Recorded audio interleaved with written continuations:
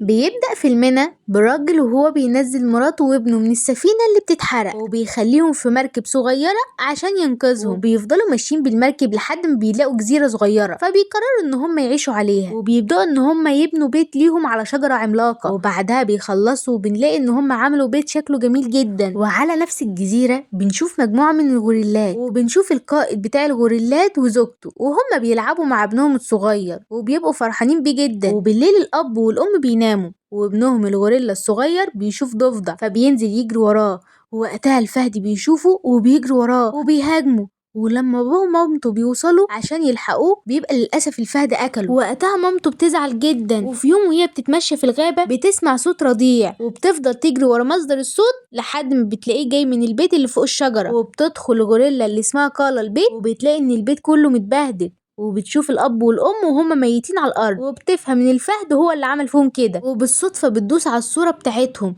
وبتشوف ان هما معاهم طفل صغير، وبترجع تسمع الصوت تاني وبتروح ورا مصدر الصوت وبتشيل الطفل من مكانه وبتاخده في حضنها بكل حنان. وفجأة بيظهر الفهد تاني وبيفضل يهاجمها عشان ياكل الطفل منها، بس كالا وقتها بتبعد عنه وبيخرجوا هما الاتنين من البيت، وفي الوقت اللي هي بتدافع فيه عن نفسها الطفل بيقع منها على الشبكة، وقتها الفهد بيسيبها وبيروح يجري ورا الطفل بسرعة، ولحسن الحظ بتلاقي كالا فاتحة بين الأخشاب وبتمد ايديها بينهم وبتحاول تمسكه قبل ما الفهد يوصله، وبتشده من البامبرز بتاعه وبتفضل تحركه بين فتحات الاخشاب وبتمسكه، ولكن وقتها الفهد بيكسر الخشب كله وبينقض عليها، فبتروح بسرعه وقتها بتنط كالا في الزورق والحبل بتاعه بيلف حوالين رجل الفهد وبيعلقه، وبتبقى كالا فرحانه فيه وبتاخد الطفل وتمشي. ولما بترجع للقطيع بتاعها الكل بيفرح ان هي لسه بخير، وبيبقوا مستغربين من الطفل اللي معاها ما عدا الغوريلا اللي اسمها توكا بتبقى فرحانه بيه جدا. وقتها كالا بتفهمها ان هي هتبقى مامة الطفل ده، لكن وقتها زوجها اللي اسمه كيشاك بيقول لها انها هترجع الطفل ده مكانه وان هو عمره ما هيعوضها عن ابنهم اللي فقدوه، فبترد عليه وتقول له الفهد قتل كل عيله الطفل ده وان الطفل ده محتاجهم وان هي هتكون امه. فوقتها كيشاك بيتعصب اكتر وبيقول لها ان الطفل ده هيبقى خطر عليهم، لكن بعد ما بيلاقيها مصره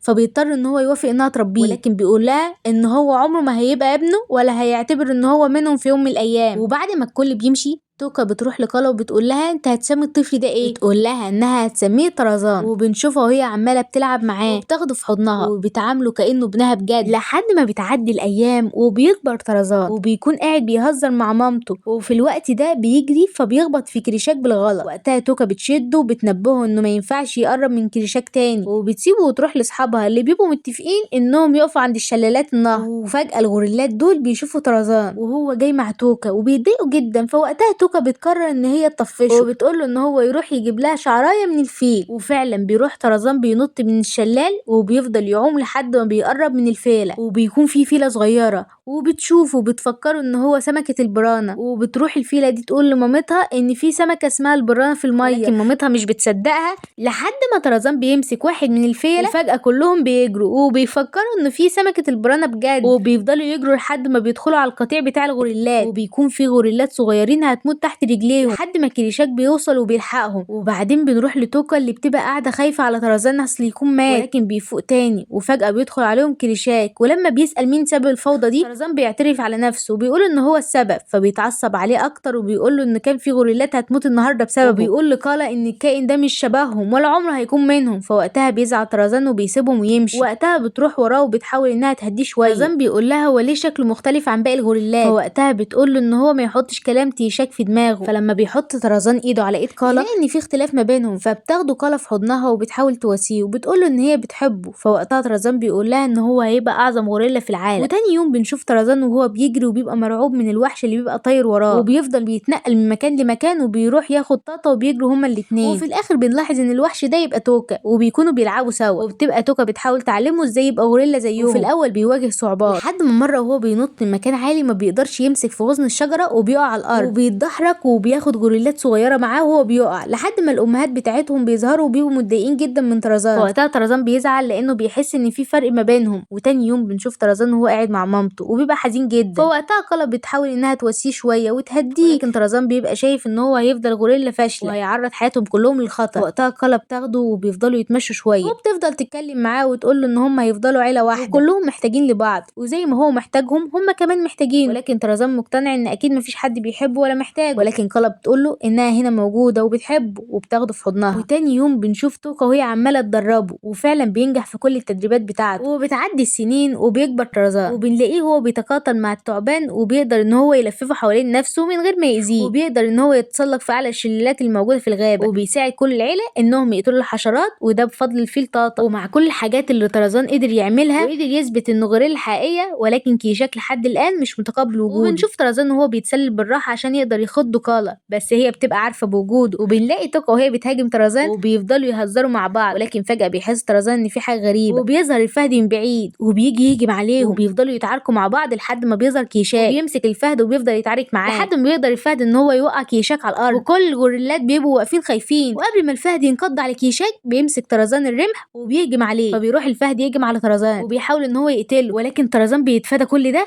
وبيجري بعيد عنه وبيفضل يتسلق الاشجار، والفهد بيفضل يجري وراه لحد ما بيمسك طرزان الرمح وبيعور الفهد في جسمه. لكن الفهد وقتها بيمسك الرمح وبيكسره وبيجرح طرزان في صدره، وبيفضلوا يتعاركوا سوا لحد ما بيقعوا هما الاتنين في حفرة كبيرة. وكل الغوريلات بيبقوا خايفين اصل الفهد يقتل طرزان، وما بيطمنوش غير لما بيلاقوا ان طرزان طلع من الحفرة دي وشايل الفهد على كتفه، والفهد وقتها بيبقى ميت. كل الغوريلات وقتها بيحيوه عشان قدر انه يخلص على الفهد، ولكن بيلاحظ طرزان ان كيشاك متضايق، فبياخد الفهد وبيقدمه له كتعظيم ليه. وقبل ما كيشاك يتكلم بيسمعوا صوت طلق نار، وكل الغوريلات بتترعب جدا وبيبداوا ان هم يتحركوا من المكان، لكن طرزان بيبقى عنده فضول يعرف الصوت ده جاي منين، وبيروح بسرعه عشان يستكشف المكان وبيشوف فيه ايه، وبيراقب الاشخاص دول من بعيد لانه بيبقى سامع صوتهم. وفجاه بيظهر شخص، والشخص ده بيبقى اسمه كليتون، وبيحس بوجود طرزان فبيبتدي ان هو يضرب نار عليه، ولكن ما بتجيش فيه. وبيظهر بعدها بروفيسور وبتظهر بنت اسمها جين، طرزان بيعجب بيها جدا، وبتروح جين تقول لكليتون ان صوت الرصاص ده ممكن يخوف الغوريلات، وهم هنا جايين في رحله استكشافيه عشان يشوفوهم. فبيرد عليهم كليتون بيقول له ان هم جابوه هنا واجروه عشان يحميهم من اي حيوانات مفترسه، وهو حاسس ان في حاجه مش مظبوطه بتدور حواليهم. فبتفهموا جين ان الغوريلات دول مش كائنات مفترسه، بل بالعكس بيحبوا الاجتماعات، لكن لو تعرضوا لخطر هيضطروا يدافعوا عن نفسهم. وفي وقت ما هم ماشيين يستكشفوا بتلاقي جين قرد صغير طالع على كتفها، فبتبقى معجبه بيه جدا وبتبدا ان هي ترسمه، لكن القرد ده بيسحب منها المذكره وبيقطع كل الاوراق اللي فيها وهو بيجري، وبتفضل جين تجري وراه وبتلم كل الاوراق من على الارض وبتاخد منه المذكره وبتاخد اخر ورقه وبتفضل تتريق عليه. ولكن فجاه بيظهر لها مجموعه من القرود اللي بيبقى اسمهم البابون، وبتبقى دي قرود متوحشه وبيطلعوا يجروا وراها، وبتفضل جين تجري. وطرزان لما بيشوفها في خطر بيفضل يتسلق وينط من الحبل للحبل عشان يقدر ينقذها قبل ما القرود تاذيها، وفعلا بيقدر ان هو يشيلها وبيطيرها في الهواء، وهي لما بتشوفه بتبقى خايفه منه جدا وبيفضل يتنقل بين الاشجار وكل ده والقرود بتجري وراه. وقتها جين بتساعده وبتفتح المظله وبتضرب كل القرود، ولكنها بتتعلق بالغلط وهو بيسيبها ويمشي. ولما بيلاحظ انها مش بين ايديه بيرجع تاني عشان ينقذها، وبيفضلوا يتنقلوا من مكان لمكان، وبيعدي من غصن شجره اللي بيتدمر فجاه وهم بينزلوا منه لحد ما بينزل يقف على شجره، ولكن الغصن بتاعها بيقع، وبتبقى جين واقفه مش فاهمه اي حاجه، وبتحاول وقتها ان هي تهرب منه لكنها كانت هتقع من على جذع الشجره. فبيحاول طرزان ان هو يساعدها وبيحاول ان هو يقرب منها، ولكنه بيبقى مستغرب من شكلها، وكل ده جين بتبقى مرعوبه جدا. ومجرد ما طرزان بيقلعها الجوانت اللي في ايديها وبيحط ايده على ايديها بيتفاجئ ان هما الاتنين شبه بعض، وبيبداوا ان هما يتكلموا مع بعض، وطرزان بيفضل يقلدها في كل الكلام لانه مبقاش فاهم حاجه، وبتعرفه بنفسها وبتقوله ان هي تبقى اسمها جين. وفجاه بيسمعوا صوت ضرب نار، فبتقول له جين ان ده كليتون وانها محتاجه ترجع له تاني، وفعلا بيسمع كلامها وبياخدها وبينطلق. وبنرجع لطاطا كل الغوريلات اللي معاهم وهم قاعدين يدوروا على طرزان، وبالصدفه بيدخلوا المعسكر بتاع البشر وبيكون فاضي تماما، وبيفضلوا ماشيين فيه يستكشفوا كل حاجه وبيدمروا كل المكان وهم قاعدين يرقصوا ويغنوا وبيبقوا مبسوطين، وصوتهم بيبقى عالي جدا لدرجه ان البروفيسور وكليتون بيسمعوه. وفجاه بيوصل طرزان، وقتها جين بتبقى منبهره من شكل الغوريلات، وبتفهم جين ان طرزان بيبقى من ضمن الغوريلات. وقتها بيظهر تيشاك وبيبقى غضبان جدا، وجين بتترعب منه جدا وما بتتحركش من مكانها، لكن تيشاك مش بيأذيها وبيأمر القطيع بتاعه ان هم يتحركوا من المكان هنا. وبتيجي كالا وبتاخد طرزان عشان يمشي، واول ما البروفيسور وكليتون بيوصلوا المعسكر بيلاقوا جين قاعده مصدومه وبيبداوا يسالوه عن اللي حصل، فبتبتدي انها تحكي ليهم ان كان في هنا غوريلات وكان في شخص اسمه طرزان، ولكن محدش بيصدقها وبيفكروا انها مجنونه. بعدين بنشوف كيشاك وهو واقف مع الغوريلات وبيقول لهم ان ما ينفعش نقرب من الناس دي عشان هيبقوا خطر علينا. فوقتها طرزان بيقف قدامه وبيقول له ان هم مش خطر، وبيساله هو ليه بيخاف من اي حد مختلف عنه. فوقتها كيشاك بيرد عليه وبيقول له ان هو بيعمل كده عشان يحميهم. وبعدين بنرجع لجين اللي بتبقى واقفه بترسم طرزان عشان تخلي باباه يصدقها،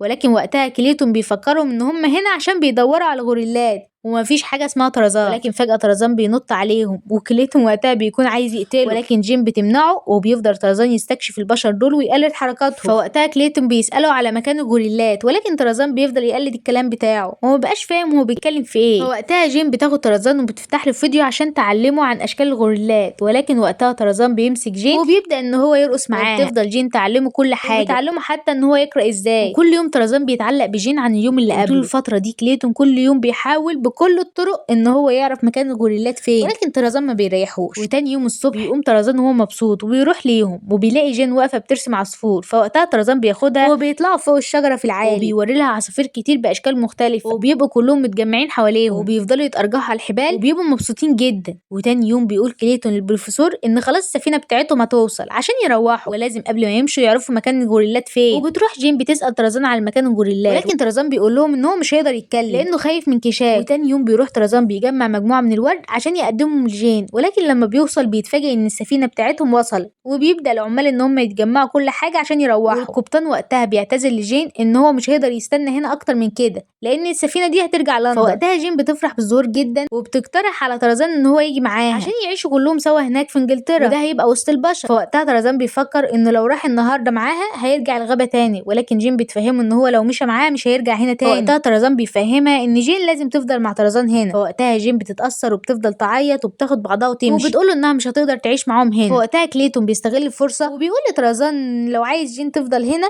لازم يعرفها مكان الغوريلات فين. ولان طرزان مش عاوز جين تمشي بيروح لتوكا وبيحاول انه يقنعها انها تحاول تلهي كيشاك بعيد عن الغوريلات لحد ما جين تشوفه، وفعلا بتوافق وبتعمل كده وكيشاك بيبعد بعيد عنهم، وبياخد طرزان جين والبروفيسور وكليتون وبيروح لمكان الغوريلات. وقتها بيعرف جين على كالا وبيقول لهم انها تبقى مامته، ولكن كالا وقتها بتبقى خايفه منهم جدا، وبيبقى وقتها كليتون مبهور بشكل الغوريلات وبيعلم على مكانهم في الخريطه. ووقتها الغوريلات بيسحبوا كل حاجه منه، تفضل جين تلعب مع الغوريلات وهي سعيده، وطرزان بيحاول انه يعلمها ازاي تتكلم معاهم. فجأة بيدخل كيشاك عليهم وبيبقى مصدوم من اللي هو شايفه، ولما بيحاول طرزان يهدي كيشاك ساعتها بيتعصب اكتر لما بيشوف كليتون وهو ماسك البندقيه وبيروح يهجم عليه، ولكن وقتها طرزان بيتدخل وبيمنع كيشاك وبيطلب من جين والبروفيسور وكليتون ان هم يخرجوا بره المكان بسرعه. وقتها كيشاك ما بيقدرش ان هو يهرب من طرزان لانه بيبقى ماسكه بقوه كبيره، واول ما بيخرجوا من المكان طرزان بيسيب كيشاك واللي كان هيموت بين ايديه. فوقتها كيشاك بيقول له ان هو طلب منه ان هو يحمي العيله ودلوقتي هو خانهم، فبيزعل طرزان وبيسيبه يمشي. وبعدين بنشوف كالا وهي عند طرزان وبتطلب منه ان هو يجي معاها، وبتاخده بيروح البيت اللي فوق الشجره اللي هو بتاع باباه ومامته، وبتدخل البيت وبتوريله صورته وهو صغير وبتفهمه ان هم دول عيلته الحقيقيه، وان هي لما وصلت هنا كان الفهد قتلهم، وبتقوله ان هي عاوزه تشوفه مبسوط وبس، وان القرار هنا قراره هو، وبتسيبه وتخرج. وبيخرج طرزان وهو لابس بدله باباه وبيحضنها وبيقول لها ان اي مكان هو هيروحه هتفضل هي مامته. وبيروح طرزان لجين عشان يمشي معاها وبيركب معاها المركبه وبيمشوا، ولما توكا وطاطا بيوصلوا بيزعلوا من طرزان عشان مشى من غير ما يسلم عليهم، وبتبقى توكا زعلانه منه جدا. وبعدين بنشوف المركب لما بتوصل للسفينه وكلهم بيستعدوا عشان يصعدوا السفينه، وبتبقى جين فرحانه جدا ان طرزان رجع معاهم. واول ما طرزان بيصعد على السفينه بينقضوا عليه كل الناس اللي موجوده وبيحاولوا انهم يمسكوه، وبيكونوا مسكوا القبطان وجين والبروفيسور. فوقتها بيفضلوا يحاولوا انهم يمسكوا طرزان لحد ما بينجحوا في الاخر. وكليتون بيقول ان كل ده كان خطط منه هو عشان يقدر يعرف مكان الغوريلات وياخدهم معاه ويبيعهم بسعر عالي. فوقتها بيزقر طرزان بصوت عالي، والصوت ده بيوصل لطاطا وتوكا وبيعرفوا ان طرزان محتاج مساعدته، وفعلا بياخد توكا بالعافيه وبيغطسوا في الميه وبيعدوا من تحت المركبه اللي فيها كليتون وبيوصلوا للسفينه. وبنشوف طرزان اللي بيحاول يخرج من المكان بكل قوته لكن مش بيبقى عارف. وقتها جين بتحاول انها تعتذر منه، وبنشوف طاطا وتوكا وهم على السفينه وبيضربوا كل اتباع كليتون، وبيقدروا ان هم يحرروا طرزان وجين والبروفيسور. ووقتها طرزان بيشكرهم بينطوا في الميه، وبنشوف كيشاك بعد ما بيلاحظوا ان في اشاره حمراء في السماء وبيلاقوا اتباع كليتون هم بيهاجموا عليهم وبيحبسوهم. في الوقت ده بيوصل طرزان الغابه وبيروح يهاجم كليتون قبل ما يقتل كيشاك لانه كان عايز يحنطه. وبنشوف كل حيوانات الغابه هم متحدين سوا وبيضربوا كل اتباع كليتون، وطرزان وقتها بيروح يحرك كيشاك وبيساعد ان هو يحرر بقيه الغوريلات المحبوسه وبيحبسوا البشر مكانهم. ووقتها كليتون بيأمر اتباعه ان هم ياخدوا القفص اللي فيه كالا، وبمجرد ما جين بتشوف كالا في القفص بتهاجم الراجل وبتوقعه على الارض وبتروح بسرعه عشان تحررها. بيجي طرزان وبيساعدها، ولكن كليتون بيضربه بالرصاص في دراعه وبيجرحه وبيكون عايز يضرب عليه نار تاني عشان يموته خالص. فوقتها بيتدخل كيشاك، ولكن الطلقه دي المره دي بتيجي في كيشاك. فوقتها طرزان بيتعصب جدا من اللي حصل وبيبتدي يتفادى الرصاصات اللي كليتون بيضربها عليه وبيفضل يطلع لفوق، وطرزان بيفضل وراه وبيهاجمه وبيوقع البندقيه منه. ولكن وقتها كليتون بيطلع سيف وبيحاول ان هو يهاجم بيه طرزان، وبيحاول وبيحاول طرزان ان هو يتفادى كل الضربات بتاعه كليتو، وقتها كليتو بيتعلق بالاحبال بتاعه الاشجار وما بياخدش باله ان الحبل لف على رقبته، ولما بيحاول يفك نفسه بيقع من ارتفاع عالي جدا وبيموت بسبب الحبل الملفوف على رقبته. وبيروح بسرعه طرزان لكيشاك وبيعتذر منه على الحصل لان خلاص كان بيموت، وبيتكلم كيشاك للمره الاخيره وبيقول له ان هو اسف لان ما ادالوش الفرصه ان هو يبقى منهم وما اعترفش بيه في يوم من الايام، وبيفهمه ان العيله دلوقتي امانه بين ايديه، والاول مره بيقول له يا ابني وبيغمض عينه وبيموت كيشاك. فبيزعل طرزان جدا